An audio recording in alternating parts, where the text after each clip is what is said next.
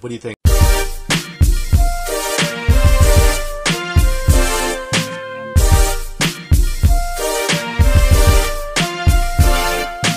Welcome everyone back to SoulBack. This is episode 3.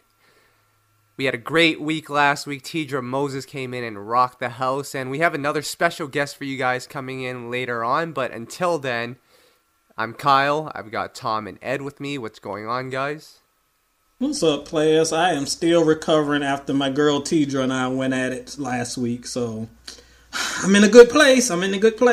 We good. The family is intact. What's up, guys? Excited to talk about R&B here once again. Let's do it. Definitely should. And just for everyone to know, our special guest today is Case. He'll be coming on a little later, but we have a lot of new music to get into first. Some new albums to talk about. I want to first off talk about, I can't believe I'm even saying this, but we have a new song by Portrait. Tom, weren't you just dissing the group like a week ago? I don't know if I was dissing them. I might have called them a one-hit wonder, which may or may not be true, depending on which person you talk to, DJ Soulchild. But they're still huge out in Europe, I heard, along with New Jack Swing.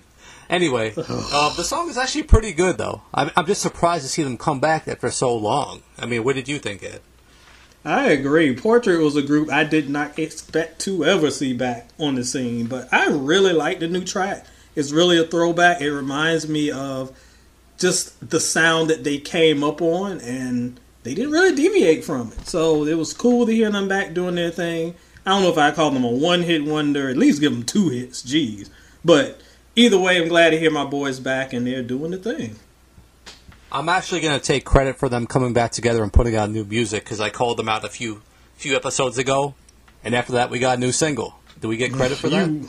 No, you would take credit for it, though. Come on. Actually, you know what, guys? I think Tom might get credit for it. Didn't you call out Ruffins a while ago, too? And then here they came with a new album? Yeah, come on. We get credit. People are listening out there. You guys will be surprised. Well, do me a favor and call out Cut Close, because it's been 1995 since I've heard a Cut Close album. Hook your boy up. Cut Close. Wow. All right. Another new song that came out. Actually, this came out a little longer than just a week ago. Which was I think it's been more than a week. Which is Maya's new song, "You Got Me." Tom, she's looking really sexy in that album cover. Yeah. Why did she do it? It's almost, I hate to say it, but Maya doesn't need to do that to move records. She's an independent artist. She's got her own movement. I don't think she needs to be in a bikini on her album cover for hype. I mean, she's making good music. Ed, did you see that cover? I saw the cover. I was not mad at the cover, but I do agree with what you're saying. I mean, listen, if you can do it, do you all day, Maya. You will not get any complaints over here in Soul and Stereo Studios. Do you, boo? But to Tom's point, do we really need to push that? I don't think so. I think that really at her point in her career, her music is her brand and not necessarily that. So not necessarily need it, but always appreciate it. And I'm not going to lie, there was one of us in this podcast that once they saw the album cover, or I'm sorry, the single cover, they said something along the lines of, "That's not something Maya should do. That's a Mila J move." Shoutouts to Mila J. Oh my goodness. God. Oh, Lord. Oh. Jeez. But anywho, we have another record that came out, and this one kind of, I don't know how this came about. I know Musiq and Marsha did a show together in New York, I think at a SOB's a couple of weeks ago, but now they have a new song together too.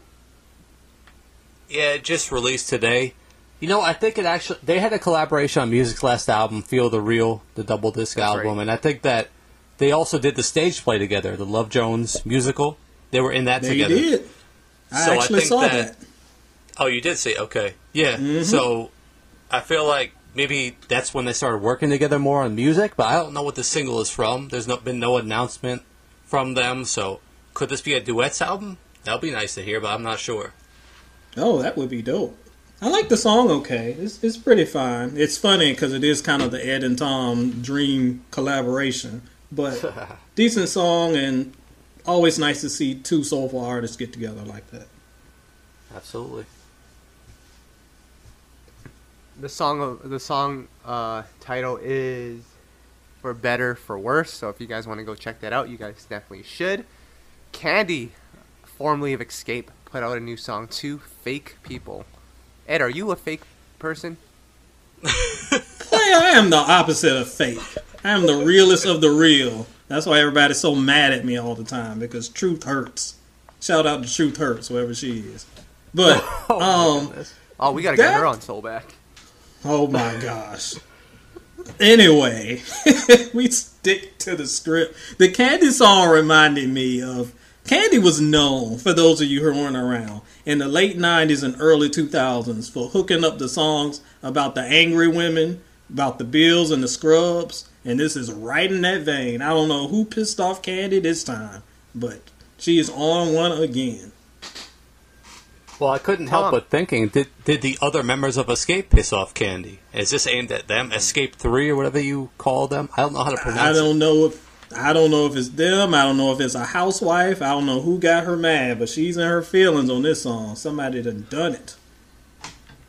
Well, let me ask you guys this from a business standpoint, because I think personally, or from a personal standpoint, there's a reason why Kandi is not part of the Xscape reunion. I think there's some internal problems between them, but on a business level, is it smart for Kandi to just stay as a solo artist, or from a business standpoint, is it better if she was part of Xscape right now? I don't know. I feel like from a business standpoint, the Kandi brand on its own probably is stronger. So I could definitely understand why she would want to just do her. Because that way, you know, she's also has control over her own thing and doesn't have to worry about 3 other people. But the 90s music fan in me, who loved Xscape, who hated that Xscape just kind of evaporated and never gave us like closure to their music. They just kind of stopped being together one day. I would love the whole 4 ladies to get it together and give us at least one more album. You know what it is, though? I think it's bigger than that. I just don't think Kandi has the time to commit to, you know, getting in the studio and making an album with the group. I don't think it's personal. She hasn't released a solo album since 2010. So that kind of tells you she's not fully invested in making solo albums and making music. She's a reality TV star. So I really don't think it's... Like, she could make an album with Xscape, but that might prevent her from doing her reality stuff and all that other stuff she's got going on. That's the way I see it. Absolutely. We have another song that came out, Cassandra from the group Changing Faces. She put out a solo record. Name on it. Ed, don't you really like this song? I like the song, and I am a huge Changing Faces fan. I believe, if I'm not wrong, my Whatever Happened To series that is so popular on Soul and Stereo, I believe the first group I featured was Changing Faces. I'm a huge fan of theirs, and I was very happy to hear new music from her, and it sounds just in the vein of that Changing Faces sound. So if you're a fan of the old school Changing Faces, man, it's crazy. It's been like 20 years since we've had a record from... Well, they've had singles, but an actual album from them. It's been almost 20 years. So if you kind of missed that sound, check out that single. You know what's unfortunate? I have to bring this up. You know, when I see artists come out like this, and I can't help but think of that interview you did, Kyle, with Blue Cantrell, where she thought, oh boy, I'm going straight back to platinum status with this next album. I just don't know what their expectation is for putting out the music. That's all I'm asking. What do you think, Kyle? All I'm saying is once you interview Portrait very soon, you got to ask them what their expectations are. I will. We will do an interview with Portrait, no doubt. Shoutouts to DJ. But seriously, I love hearing the music. Don't get me wrong, I love hearing the music, but I just wonder what they hope to accomplish with it. You know what I mean? I understand that. And again, I can't speak for Portrait, and I ain't going to speak for Blue because I don't want to start that beef again. But the point is, I think a lot of times artists, when you were on top, like a Blue Cantrell who came out of nowhere and just dominated 2001. It's hard to go. It's almost like she peaked early. I saw this a lot in conversations with DMX. Well, like his first album did gangbusters, and he never reached that level again because he peaked. But in an artist's mind, they know I can get back to the top because I started out on the top. So I'm going to get back to it. And when you start out at the top of the mountain, it's a lot harder to climb up there when you're all the way down at the bottom. So it's going to be tough, but it's also a bruise to the ego to know that I got a long way to go to get back to where I was in 2001. That's a good point, Ed. Damn. Another project that came out is Victoria Monet. She's a younger R&B singer who has written many hits for Ariana Grande. Tom, she was somebody that we thought would have a promising career, but it hasn't really taken off like that, has it? Unfortunately, I just think she came out in the wrong time, which we're going to hear a lot of, recently. An R&B singer in this time, it's just not a space for it, unfortunately, at radio. And I think she was signed to Atlantic. I interviewed her. I think she got dropped, unfortunately, but it's just a tough time for artists who are making that sound, real singers who are coming out and, making that music. I don't know where they fit in, and unfortunately, it's not being appreciated. Yeah, it's crazy. But, we'll have to see. She is definitely talented. It's kind of surprising that the Ariana Grande approval stamp hasn't launched her to new heights yet, but she is definitely talented, and she is another one where she is looking very sexy in her picture for that project. Hey, I just got to put it out there. You got to give them props for putting in the work. I got to give you props for continuing trying to get these numbers. I have not seen these numbers. I am a married man, player. I have not. I will not. I will plead the fifth. Oh boy. That didn't stop me from Maya's album cover. Good point. Hey, do you think Maya and Victoria Monet are on that Tom grilled chicken and Greek yogurt diet? They must be. They gotta be, player. That's the only way you can maintain it. Because let me tell you, when you start to get at an advanced age like your boy, man, I gotta hit that gym like every other week, or I will be out here looking quite like the notorious B.I.G. before 2018 wraps up. I'm well on big pun status. Wow. No, but Maya actually talks about her diet on social media. I think she's a vegan now, so that's explainable. But Victoria Monet with the 6-pack abs, that was unexpected. Yep. Hey, good on her though. But you know who else is looking really good right now, and who has an album coming out soon too? Miss Toni Braxton. Yes, Lord.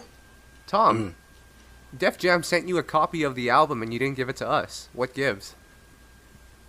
Well, see, when you get sent an album by a major label, there's like some type of FBI warning on there where if you send that to another human being, they will come after you. So, especially because we're a month away from when it comes out. Can you imagine if the thing just leaked? If I was involved in leaking that album a month early, she'd have to go back in the studio and record a whole new album. Oh, please. This is now he's Kanye West in 2004. Tom is right, though, because there are times where I'll get, I think the last one I got that was pretty major was David Banner. It was someone I got that was a rap artist. Player, you got to basically have a retina scan to open that file up, and then to get it, and then you can't send it, and you can't forward it. I'm just salty that I didn't get one. I'm checking my email now. Tony didn't send me one. I'm hating. Well, Kyle, you actually went into my inbox, apparently, and heard the thing. How did it sound? Yeah, I actually did. You know what? It kind of... I was expecting a little more of, the single that's out right now that has that 90s flavor to it. What I got, and I only took a quick listen to it, but it was a lot of piano ballads. It was very ballad-driven, which is not necessarily a bad thing because you get to hear Tony's voice. But there was just too much piano and not enough drums on it. And honestly, I don't know who can listen to that in 2018. Me. That's because you're old, Ed. No. Hold on. I'm just hold kidding. on. I'm just kidding. Let me say this. I will say, after hearing her duet album with Babyface, didn't you think this sound was like a expected progression from that, though? Like Yeah, I almost thought this would be what it would be. I think so. But there were 2 songs on there that were a little more EDM, a little more electronic. But she's still singing on it, so I'll have to go back and listen to it. But I don't think I should because I don't want Def Jam coming after me. So I'm just gonna wait until the release date, and then we can all listen together. We'll have a listening party at Tom's house. Def Jam is not coming after you. It's going to be the FBI with handcuffs. You realize that? That's true. This is Toni Braxton, a legend we're talking about. They're coming after you. Can't be leaking albums. Ed, do you remember it that? It would make my day to see Tom and Kyle arrested, by the way. Ed, yes. You remember that era of R&B? This was probably around 2009, 2010, when Neo and Tank demos were just leaking left, right, and center like every other day. Oh, yes, I do. It was so funny. And it got to the point where I was like, is this intentional? Because they were just dropping all the time. I remember that very well because that was around the time that I probably since 2000, old heads, once again, old man Ed, will remember the Napster days when music would leak. But around 2008, 2009 is when I started going to YouTube and finding like a lot of stuff being placed on YouTube and a lot of demos and whole albums sometimes that were unreleased. You would just find them on YouTube and just pull them up and listen to it. And a lot of that old Tank stuff and Neo stuff and my man Static Major, a lot of that stuff was landing around that time. Those were good times for R&B. But we are here now, and 2018. And Tom, where the heck is Robin Thicke in 2018? I'm waiting. It's interesting. I just read about Robin Thicke today. He had a baby, guys. Can we have a round of applause for Robin Thicke? Hey. Really? I had not heard this. Well, he had a baby with his 23-year-old girlfriend. And it kind of made me feel some type of way because it wasn't too long ago he was crying over Paula. He seemed to move on kind of quickly, guys. I don't know what you think. Well, I don't know how quick it was, but he did go from Paula to the new thing, and then he kind of stopped making music because I guess he was making babies. Wait, didn't his dad pass away last year? His dad did pass away, yes. Leave him alone. So, listen, I would love to hear some new Robin Thicke music. I want to hear new music from Robin Thicke. Yeah, I defend Robin Thicke much more than most, and I think that the Paula album was a huge misstep, but he has had several songs since then that I thought were pretty solid. It kind of reminds me of when me and Kyle, the last time we went to the Essence Festival in New Orleans, and we found an ad for the Paula album on like a random bus terminal, like bus stop or something. It was in the middle of nowhere, so it wasn't like it was getting much people's eyes seeing it. So that kind of made me feel sad for Robin at the time, and I hope he's bounced back and will make some great music. But congrats to Robin for having a new child. Absolutely. Now I want to get into the Playa Please award, which we totally did not prepare for. So Ed, unless you have something, I have something ready. I don't, but I'm sure whatever you have, I will be glad to spout off about it. Well, it's not actually celebrity news. This is Kyle news. I was at a Miguel concert last night. And for those that are part of the media that are listening to this podcast, we have it a little different than the regular consumer. You know, we get review tickets, we get photo passes, we get access to the venue that no one else gets. Normally, we don't even have to line up to get to the door. They just let us in. But for this Miguel concert, and I don't know why or I don't know how it happened, but the doors opened at 7. The opening act went on at 8. So I arrived at the venue around 8 o'clock. And the venue was like, oh yeah, photographers aren't allowed in until Miguel hits the stage. So I stood outside that venue for an hour. Oh my gosh. And that is my What's the point of that? I don't know how that happened, but all I know is when I walked into the arena, Miguel was already singing. I forget what he was singing, but I missed like the first bit of his set because they didn't let any of the photographers in until he got on. I have never heard of that, and I don't understand the point of it, because every show that I've been at or been a part of covering, the photographers get in early so they can set up and like get in position. You don't let them in after they perform. What? Yeah, but it's okay. All is well. Miguel put on a hell of a show, but Tom, I hear you have a Playa Please award. Ed, I got one for you. You ready for this? I'm ready. So I saw one of your favorite artists of all time on TV on a commercial recently. Okay, what commercial is this? Lou Bega. Remember the guy from Mambo Number 5? Wow. He's on a... Have you seen this commercial? I have not. And why is Mambo Number 5 on a commercial in 2018? He's on a New York Life insurance commercial or something. It's just weird that they picked him of all people.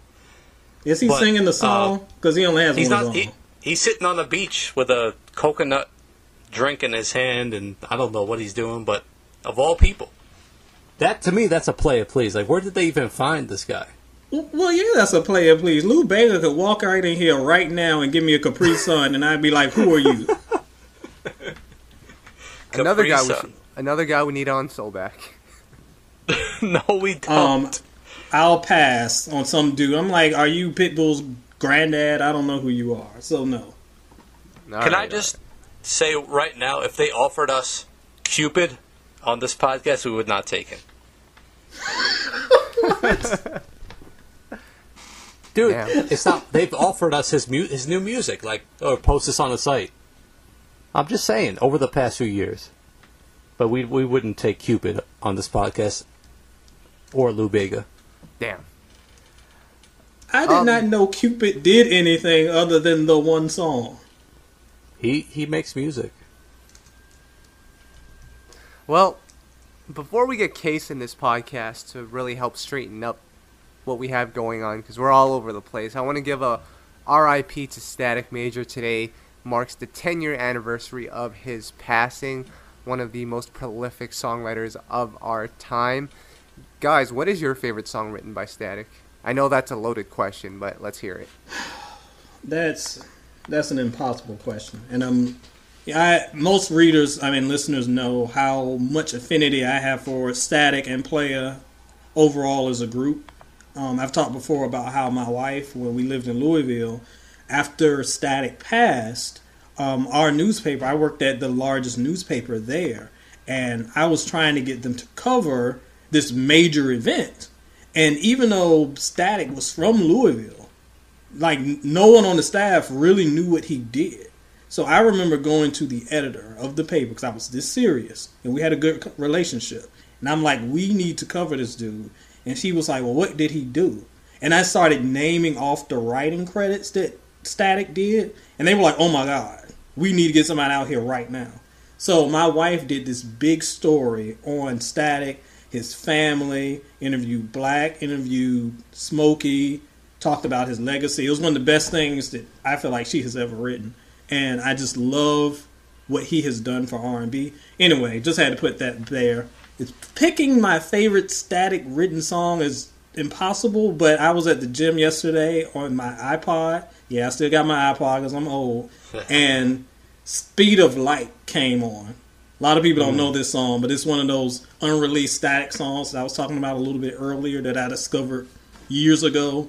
Love it to death, and that came across the iPod, and was like, man, it just made me reminisce about what we could have had as a solo artist as Static. So Speed of Light is my pick for right now.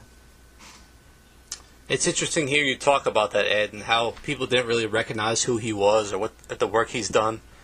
But I remember hearing this story about how, we used to be in touch with his assistant, Tim Barnett, Neezy, and he told us Static used to show up to studio sessions with a CD of the work he did to show artists. Here, I did these songs for Aaliyah. I did these songs for Genuine. It was like he was so under the radar that he needed to do that, take that step, which was crazy to me. And I'll just also mention this is how me and Kyle originally met, because we both were looking for his music at the time after his passing, and I think I reached out to Kyle on YouTube and was like, do you have songs? Because I think he was posting stuff on YouTube, but it was a crazy situation, you know. And but definitely for me, it's "Are You That Somebody" by Aaliyah. That's my favorite song by her, and I think my favorite song that he wrote. So I'm gonna go with that one. What do you think, Kyle?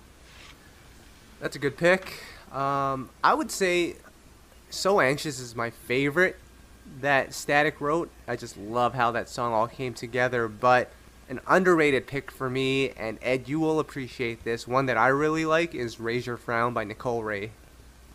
My jam. So I mean, and he had a big hand in that album, which is well documented how much I love that album, and a lot of my love for that album is because of Static's pen. Even Keith Sweat recorded a Static song, if I remember correctly.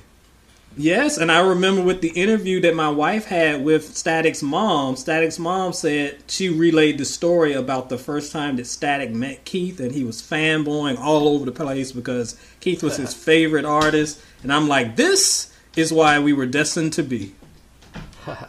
Wow. So, I mean, Static has hits for days, and so rest in peace to him. He's definitely missed in the music industry. And we will continue to celebrate his legacy as we proceed with SoulBack. Now, it's about that time for our special guest to join us on this episode. Last week, we had Teacher Moses up in here, and she caused quite a scene. All the fans loved it, and we were trying to figure out how we were going to top that episode, and I think we have the perfect guest for that. Tom, who's the guest? I'm excited to introduce this guest for this week's podcast. We have none other than Case, and he's someone who we've admired. You know, one of the top R&B artists out of the 90s, continued bringing hits all through the 2000s. We loved his last album, Heaven's Door, and he just keep making great R&B music. And also, we just love that, you know, he did that R&B draft with us a couple years ago, and that was one of our best features we ever did. So he's always shown us a lot of love. We always show him a lot of love in return. So happy to welcome Case to the podcast. What's up, y'all? Hey, what's up, Case? Hey, Ed, I know you really like that Heaven's Door album, right? I know you reviewed it. Yeah, I reviewed it, and I think that's on the I Got Soul site. But that was one of my favorite albums in the realm of R&B for 2015. So, Case, while we got you, I've got to ask this. What were some of the concepts you had in mind going into that album? Well, thank you. I'm at a point now when I do music, I don't really have concepts. There was a time when I would make music and it would be based on what I was hearing or what I thought I should make or what I thought I wanted to hear, but now it's more like a feel. So if it feels right, I just do it. Sometimes it works, sometimes it doesn't. And for Heaven's Door, it was really based off of that because we had we had a bunch of songs and I was getting them together and I just was feeling like doing different stuff. So that's what I ended up doing. And I think the song that still resonates with me the most from that album is probably Juggle. Was that something that was like a personal experience or something that a friend may have been going through? I've been through that quite a few times. But same. I mean, I've seen friends. I've seen friends go through that. I mean, that's something that people go through every day, though. I would think. If you watch reality TV or talk shows, it seems like they do. So that's pretty common. Case, what's interesting is that you released the Love Jones project last year, Volume 1, the EP. It was a quick follow-up to the Unsung episode you had. I believe it released the day after. And we always find it interesting the trends going on with artists, and now they're releasing projects like EPs instead of albums. They're taking their time between albums. What is your philosophy around that? For me, I just make music and then sit down with the management team and figure out what we should do. Actually, Love Jones, the rest of the project will be out on April 27th. I'm finishing now. I got to turn it in on March 9th. So, but we just figure out what would probably be the best way to do it at that time. And that's what it really goes on. At that time, I had just started working on Love Jones, and I was, like I said, just seeing what I was feeling, what I felt like doing, what I felt like making, and we threw it out. And initially, I was going to try and put it out last year, but I wasn't able to. So now, Case, we got to ask you because not only are you hilarious? But you're also an amazing singer, so we have to get it from your perspective. What was going on with Fergie when she was doing the national anthem last week?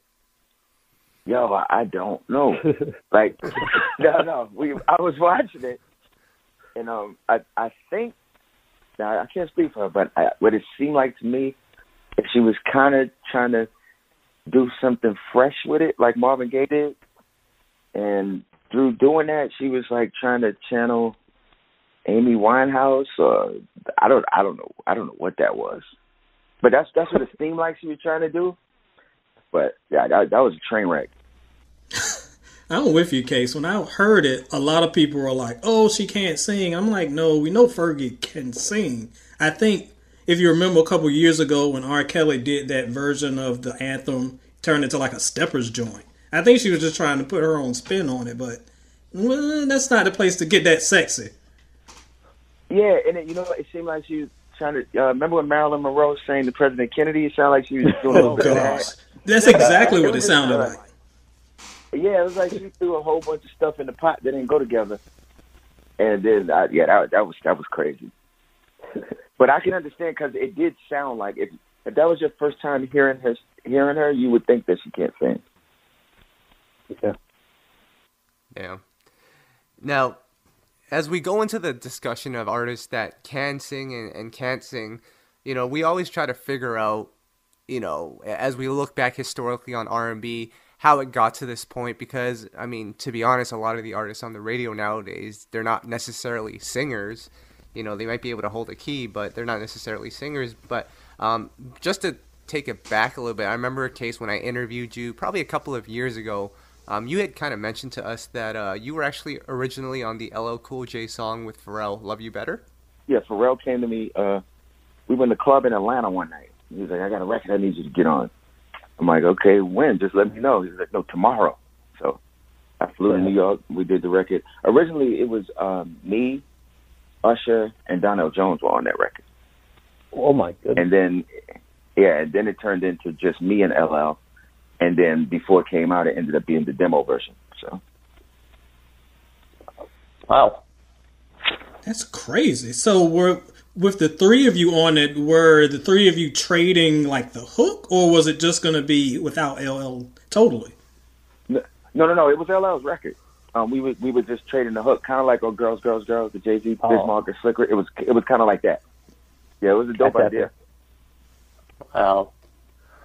So, as we talk about Pharrell then, because we always try to figure out how did we get to this point with the singing, and I know Pharrell, when he first came out, was doing hooks for Jay and Snoop, and, Pharrell isn't necessarily the greatest singer. Do you think that contributed to where we are today when we had, songwriters and producers that ended up doing the hooks? No, I don't. I'm not sure, because what Pharrell does, he's kind of channeling Curtis Mayfield. But he wasn't the first one to do that. Sleepy Brown was doing that on Outkast records way before Pharrell was doing it. So I don't think that was it. I think it just became a combination of like different artists coming out that weren't necessarily singers. They were more of stylists than singers. And then once you had the technology to come out, like Melodyne and Auto-Tune and all that stuff, then people who couldn't sing and would have never tried before, that they have confidence now to do it, because you could just go in the studio and they could fix it up. So, and then when the whole vibe of hip hop changed and became more of a, because hip hop used to be like party, and either it was party or it was rah rah, and then it became like more mellowed out and more of a vibe thing. It made it, and with the way hip hop intersects with R&B, I think that contributed to it also. Tom, what about your thoughts? I mean, you're a huge Neptunes fan, and of course you're a huge R&B fan. Do you see, maybe if Pharrell did do an impact on the singing on Musiq? It's tough. I mean, to what Case was saying, I can see what he's saying. It's tough. There was a lot of contributing factors, but I just think that, the consumer and the music fan just got used to hearing artists who weren't the best vocalists singing, and then they just got conditioned to it, and then they started accepting it as the norm. So to the point when, you had these great songs coming out from real singers, it wasn't being appreciated like it should have been. So it kind of just eventually just, now we're at where we're at now, where I actually think a lot of artists who aren't singing at radio can sing, but they're just not even putting emphasis on that. So I think, like Kay said, there was a lot of different factors involved, but here we're at now. I'm not mad at it. I never get mad at, evolution of music, but unfortunately it's just where it's at now. It's true singing, artists aren't being appreciated, unfortunately. Because actually Pharrell sings better than a lot of these quote unquote R&B artists that you're talking about. He's not the best, but he sings better than a lot of them. So I don't think it's him so much. I just like you said, I think people got conditioned to it. And to your point also, I've been on concerts and stuff, and sitting backstage talking with other artists, and they like, I'm not even. It was like I don't even really try no more when I go on stage because they don't know the difference and they don't appreciate it. So why I'm out there killing myself on stage, singing, doing all type of tricks, and they don't appreciate it. They don't know the difference. So Right. That's how a lot of people are starting to think. And to Case's point, I gotta agree. I don't think that a lot of times we kind of lump Pharrell into that group of people who can't sing. I wouldn't say that Pharrell can't sing. We just have to look at vocalists differently. Everybody who can't sing like Luther, we don't say they can't sing. That's just a different level of ability in their vocal ability. So I think what Pharrell does is actually pretty okay. But there are artists, to Case's point, we have gotten to a point where when I was a fan coming up, Case's era, the 80s and before that, songs were judged by how good you could sing. But now we're at a point where it's all about the vibe. It's all about the production. Singing is like 3 or 4 on the list. So as long as your hook is strong and the beat is nice and current and trendy, the actual vocal ability is 4 and 5 on the list because younger listeners aren't tuned to look for that. Whereas in my generation, it was like them runs and it was like what you hitting and are you shattering octaves and you pulling Mariahs. That's not really the case not even so now. much that, but just the feeling. Just there was soul in the music. It wasn't a vibe. There was soul in it. Right, and soul has now been replaced. Yeah. And unfortunately, I mean, and it's a sign of the times. I mean, y'all know what I prefer. I prefer the traditional, and there are some that prefer this, and that's cool. But I don't know if we can put that toothpaste back in the tube and get back to that era because the landscape has just changed so much.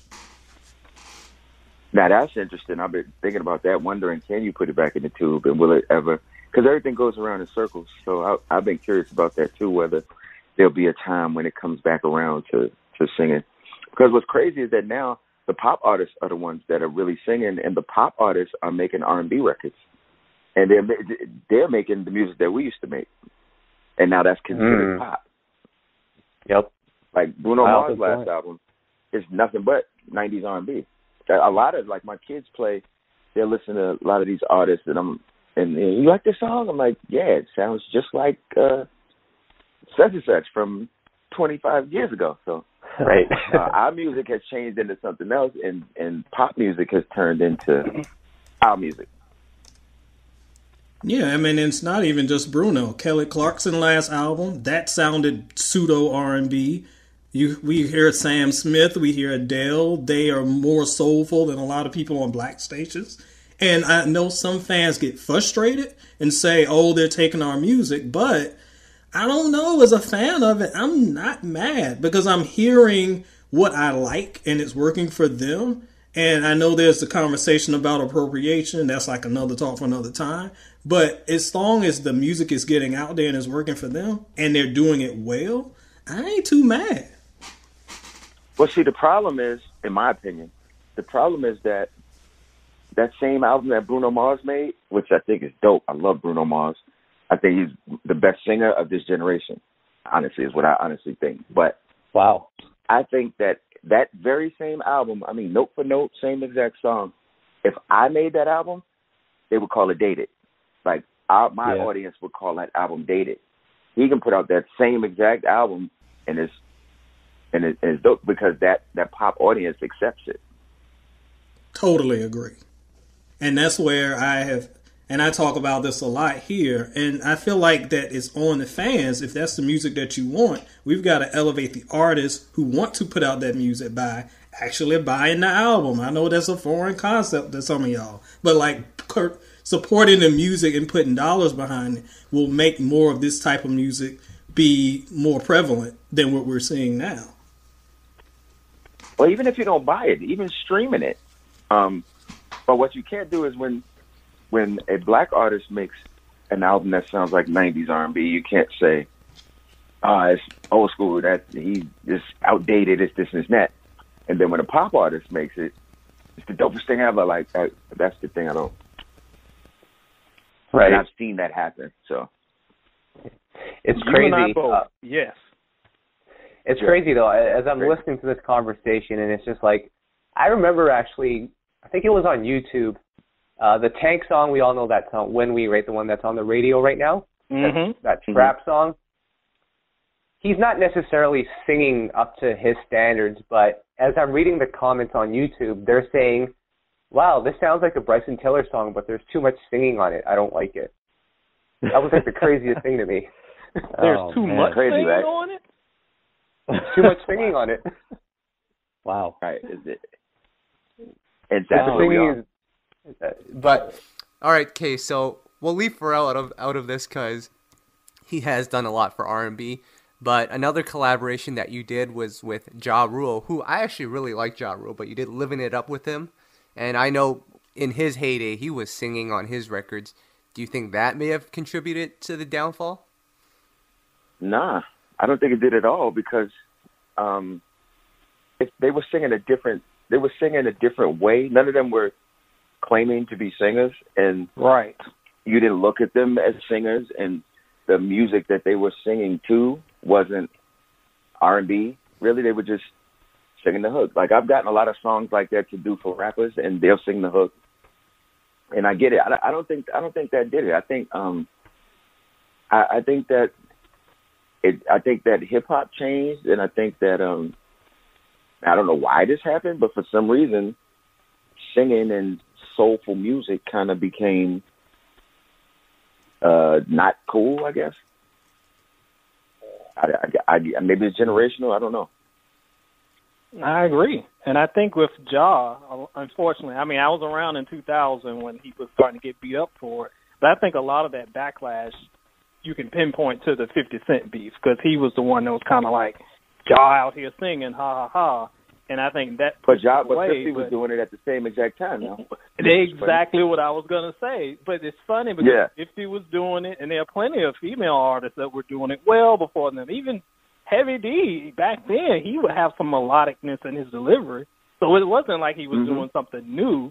He just kind of got wrong place, wrong time with that beef, I think kind of turned the conversation against him. And then 50 did the same thing, so it's ridiculous.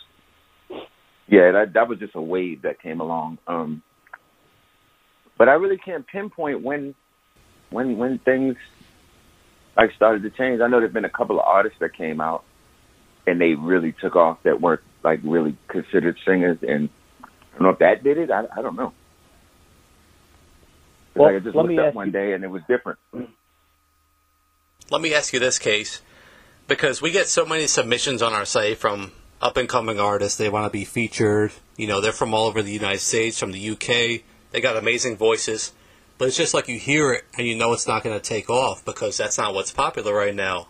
So just on a more lighthearted note, you know, say your music career had never taken off. You know, what do you think you'd be doing for a career, for a living, just outside the box? I have no idea, only because it's the only thing I ever wanted to do. Like, I can't. yeah. I've had that conversation too. I have no idea what I'd be doing. Yeah. Whatever it was, it probably wouldn't be too good because I wasn't going to school. I wasn't like, it was always from the time I was a little kid. It was music or nothing. Like, hey, what's your plan B? Music again. Like, I didn't have a plan B because I felt like plan B means you preparing to fail. Yeah. Right. Yeah, I have no idea what I would be doing. Yeah. Now, Case, last week we had a very interesting debate with Tidra Moses, and that kind of sparked a new idea.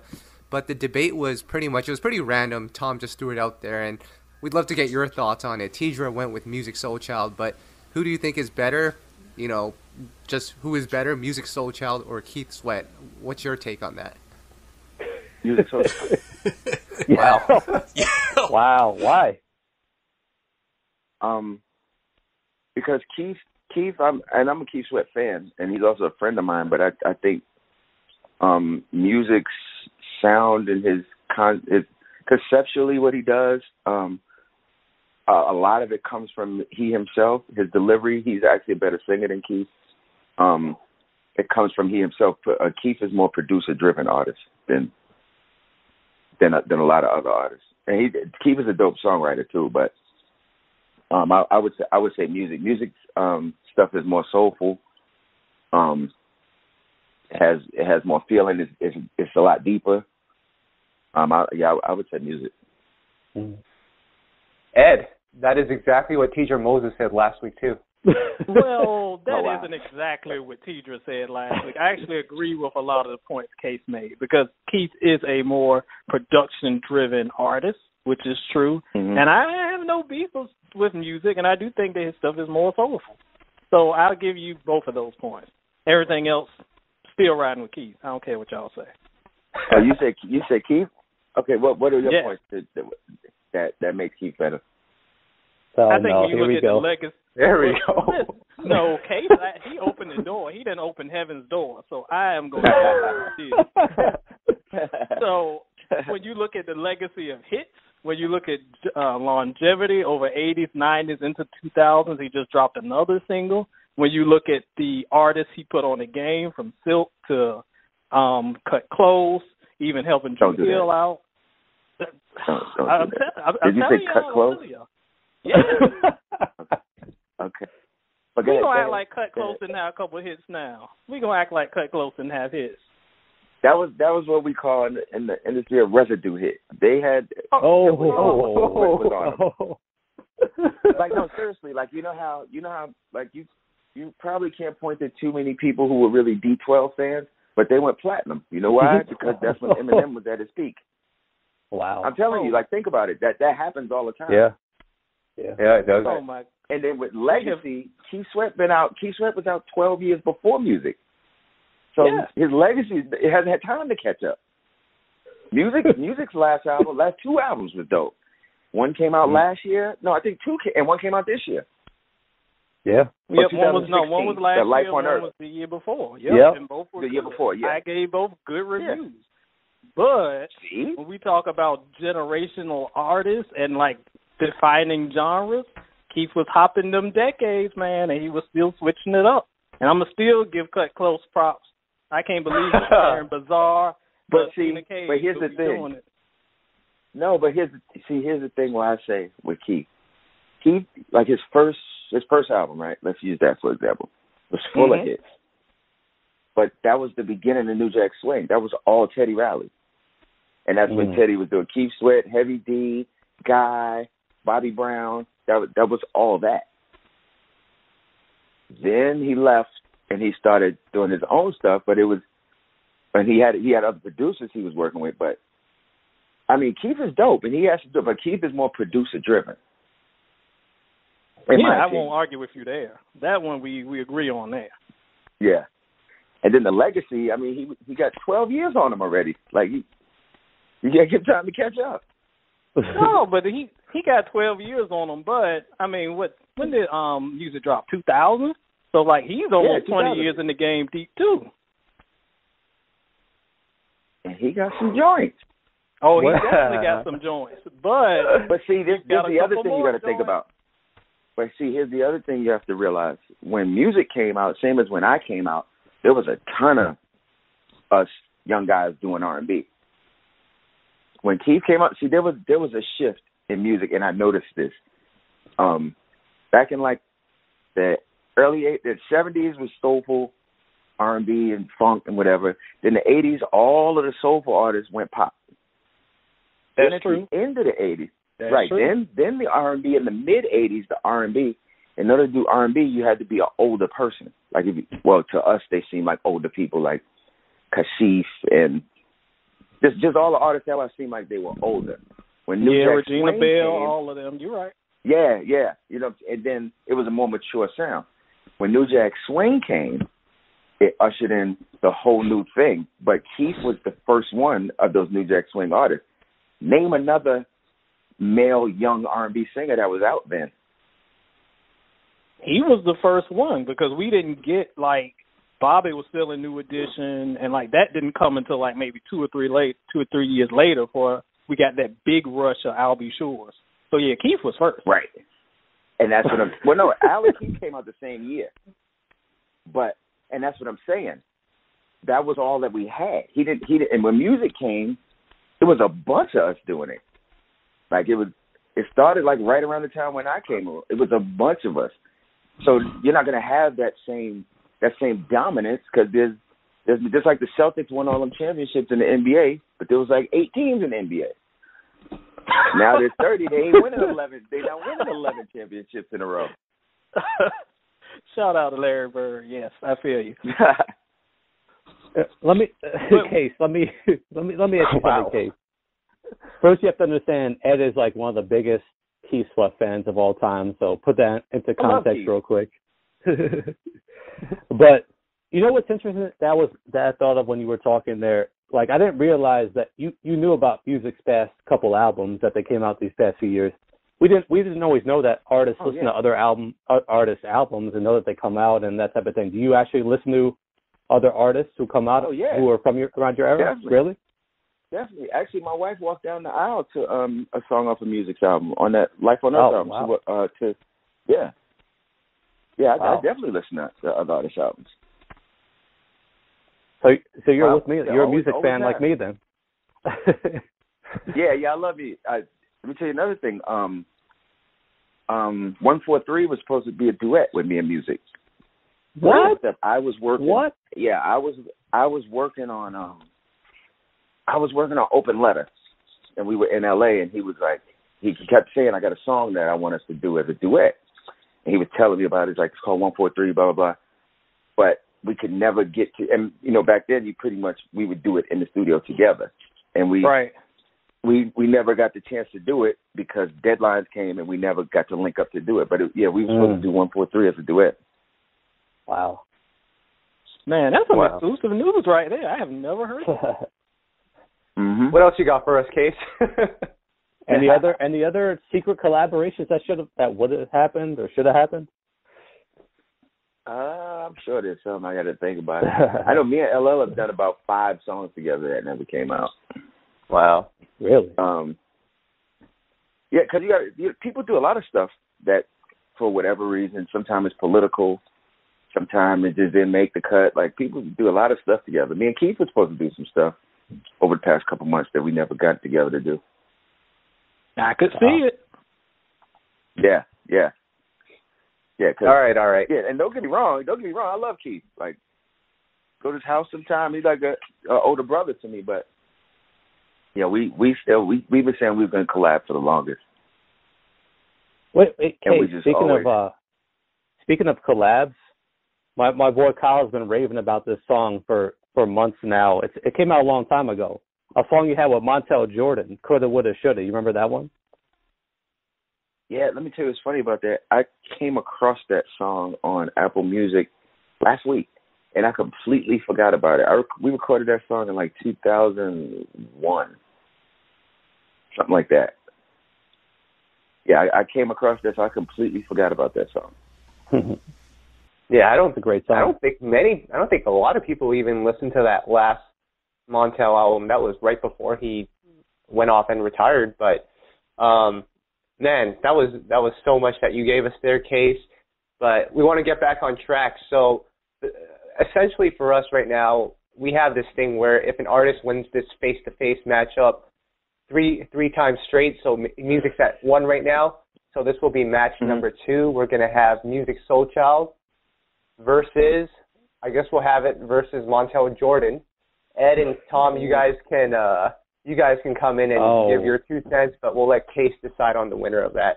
And the person that gets the 3 wins in a row, they get inducted into our SoulBack Hall of Fame. So, Case, choose wisely. Oh, that's dope. Out of Musiq and Montell Jordan? Yep. Yeah. Musiq. Oh. Montell's your boy, though. It seems obvious. Well, yeah. Well, I didn't know we was judging friendships. No, like, I mean, now if we go by friendships, me and Montell are closer to me and Musiq are. But no, musically, no, definitely Musiq for all the same reasons that I said. Yeah, no, that's yeah. Yeah. Yeah. Yeah. Ed? I feel like, and you know, I think Montell is underrated. Well, that's exactly what I was saying. I was going to put some perspective into it because unfortunately Montell has just been locked in the "this is how we do it" bubble, and we forget that man has like 3 or 4 number ones, and he has plenty of platinum gold records. So from like the mid '90s, I'm on one of them. I think Case.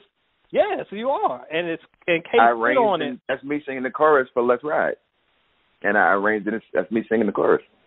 Wow. That's you on the chorus. I don't know if I knew that.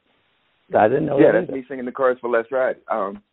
He asked me could I arrange the song for him, and I went and did it, and we used it as the chorus. And see, yet another number one. And my point is, as Case was saying earlier, in the late '90s, there were just so many artists that a lot of times we forget about the level of talent. There was unprecedented talent and hit records just left and right that went on to become classics. And a lot of them, Montell was behind. So I hate when people put Montell in a one-hit wonder bucket because the dude has plenty of hits. Do that. But yeah, if we're talking about, a lot do, and it's annoying. But again, if we're talking about overall arching careers, I'm going to have to go with Musiq for this one. Yeah. I mean, with that one-hit wonder thing, I think people are stupid. Excuse the word. But no, you're right. No. Truth. No, because this is awesome. You're going to love this. Let me tell you something.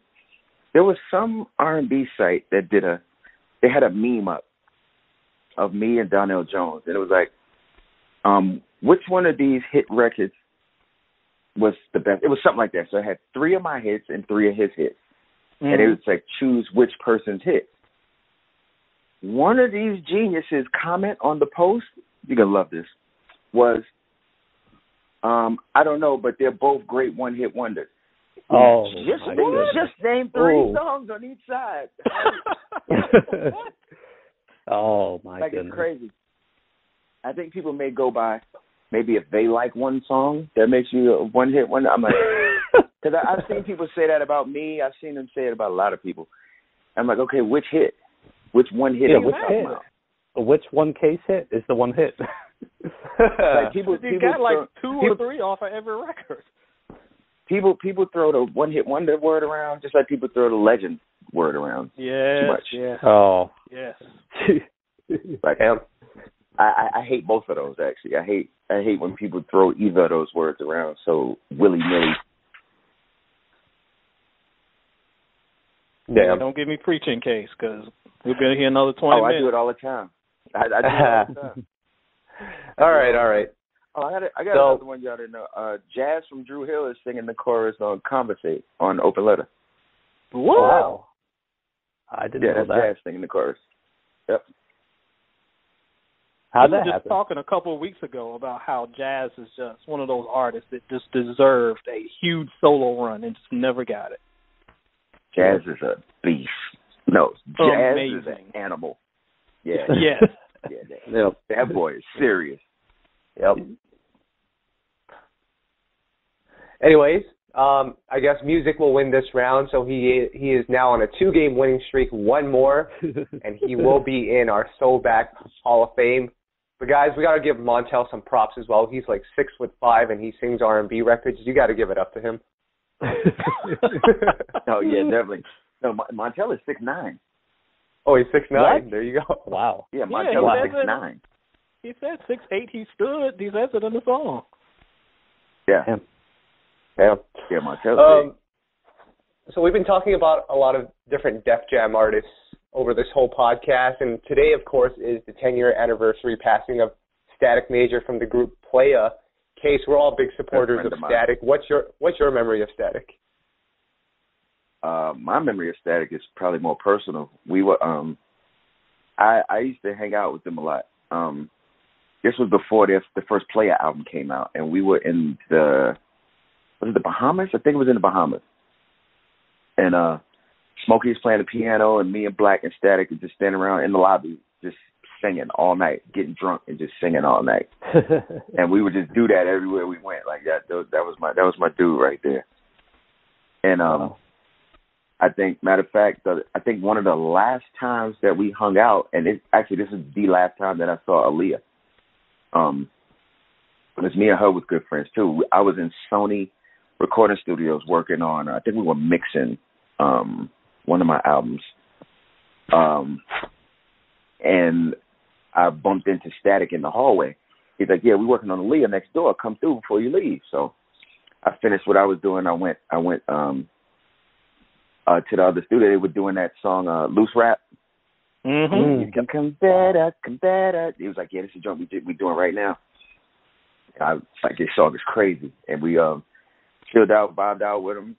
That was the last time I saw Leah. She passed like not too long after that. Yeah. Wow. Yeah, Static's my dude. I still hang out with Smokey when I'm over that way too, and Ben. Right. Oh, cool. So let's move on to what we like doing every week with every artist, and this is what's in your rider. So, Case, is there anything in your rider that's unusual or out of the ordinary that you can share with us? Nah, my rider's pretty straightforward. Like I don't have no weird stuff. Mine is food, drinks, water, hot water. I'm good. I don't have like the all green M&Ms or the everything has to be white. I don't have all of that. So then that leads us to our next question, which is, what's your drink of choice? Vodka. Any brand in particular? Or? Nah, there's more brands that I don't drink. Like I won't mess with like Smirnoff and stuff like that. But like Absolute, Grey Goose, Ciroc, stuff there, I'm good. Got it.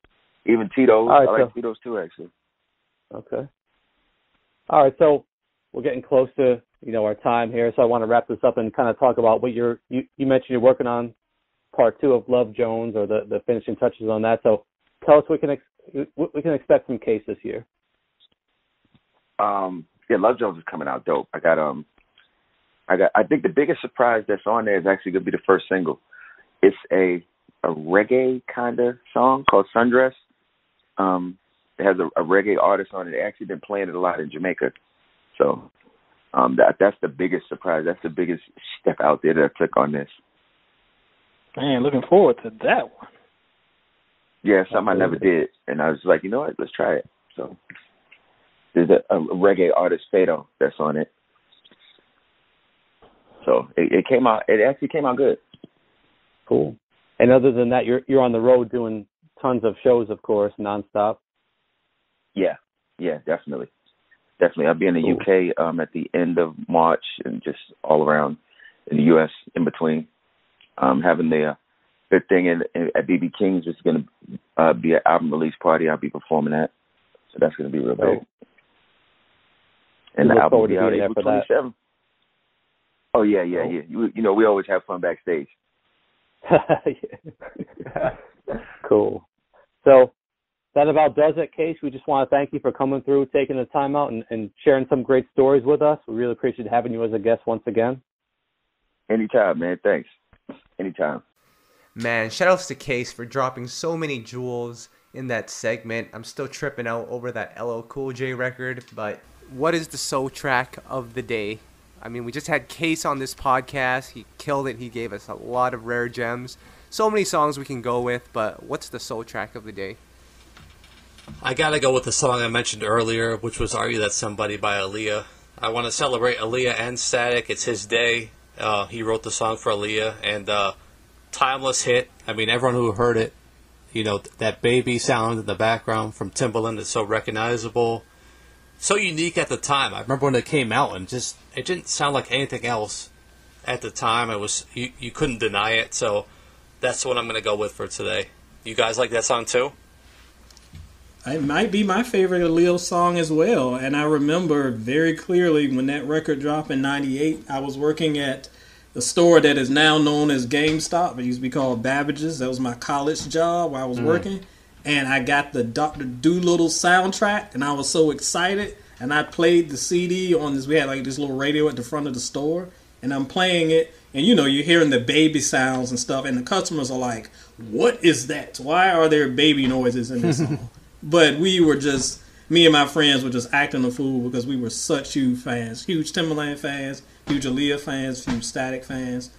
I don't think there'll ever be another artist that can replicate what Static did in the late 90s. Absolutely.